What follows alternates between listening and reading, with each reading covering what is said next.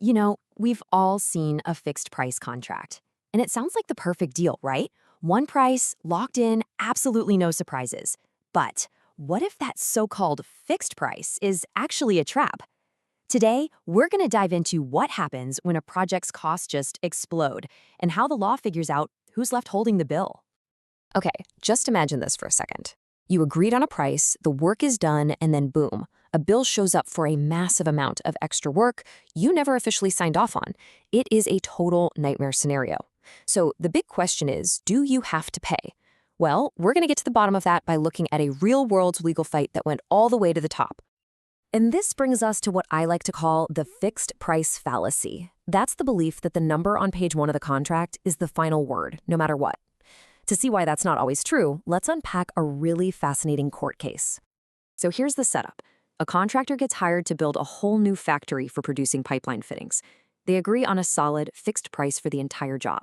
But, as anyone who's ever managed a big project knows all too well, they change. The technical documents got updated, new work was needed, and pretty soon the costs started to creep up. 480 million rubles. Now, this was the number that was supposed to guarantee certainty. According to the contract, this was it. The fixed final price for the whole factory. Predictable, manageable, and basically set in stone. Or so they thought. And then came the shocker. The contractor sends over a final bill for an extra 85.7 million rubles. That's an increase of almost 18% over the fixed price. We're not talking about a small rounding error here. This was a massive cost overrun, and it became the absolute heart of this whole legal battle. The customer's reaction was pretty much what you'd expect. They flat out refused to pay. And their logic was simple, and honestly, on the surface, it sounds totally reasonable. Look, we had a fixed price contract. We never signed any extra paperwork authorizing this extra work or this extra cost. So we don't owe you another dime. Seems like an open and shut case, right? Well, not so fast. You see, the contractor had a really powerful legal tool up their sleeves, one that's all about the formal acceptance of work.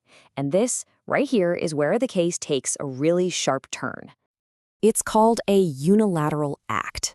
And the best way to think of it is as a contractor's way of saying, hey, I finished the job, and I'm officially handing it over, even if you refuse to sign on the dotted line. So when the customer refused to sign the final acceptance form for all that extra work, the contractor just signed it themselves, creating this very special, very powerful legal document. And let me be clear, this is not just some symbolic gesture. A properly executed unilateral act is 100% legally valid. It completely flips the script on the whole dispute. All of a sudden, the burden of proof wasn't on the contractor to prove the work was done.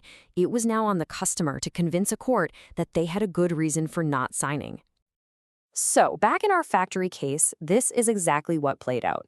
The contractor sent the final paperwork, the customer refused to sign, so the contractor signed it unilaterally. And just like that, the court had a document that served as primary evidence that all that disputed work was in fact completed. Now the ball was in the customer's court to justify their refusal. Okay, so if the customer was so unhappy, couldn't they have just walked away?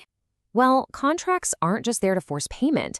They also have built-in escape clauses for when things go wrong. Both sides actually have legal ways to get out if the other isn't holding up their end of the bargain.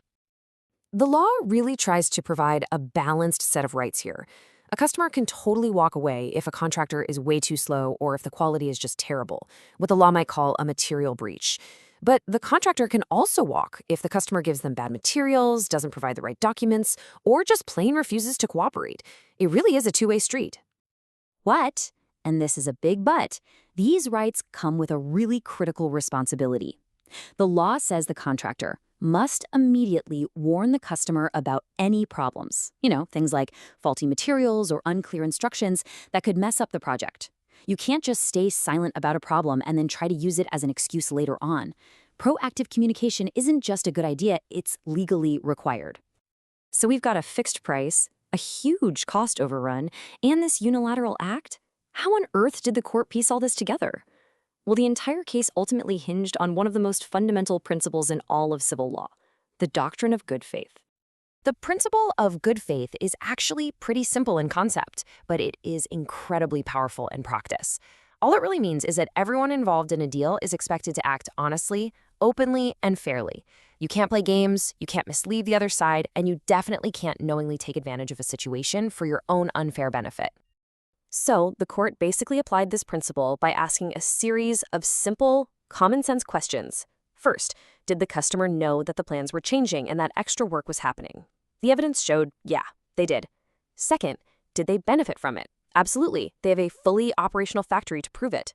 So, was it fair for them to just sit back, watch all this extra work get done, enjoy the benefits, and then hide behind a technicality to get out of paying? The court's answer was a huge, resounding no. And this brings us to the knockout punch right from the court's ruling. This one sentence says it all. No one is entitled to benefit from their bad faith behavior.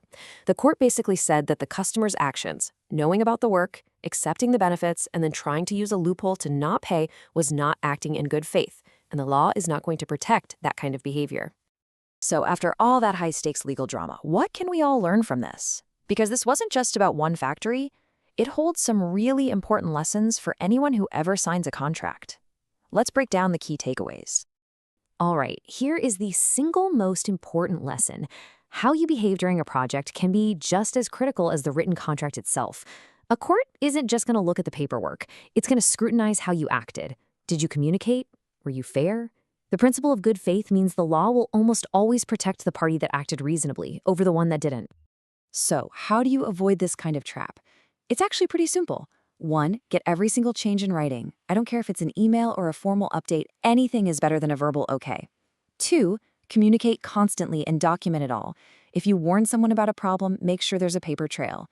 3, if you get a warning, take it seriously and respond. And finally, the golden rule over all of this.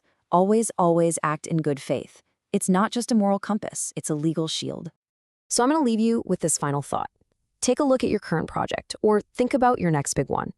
If everything went south and you ended up in a courtroom, would your emails, your notes, and your overall behavior show that you acted honestly, openly, and fairly?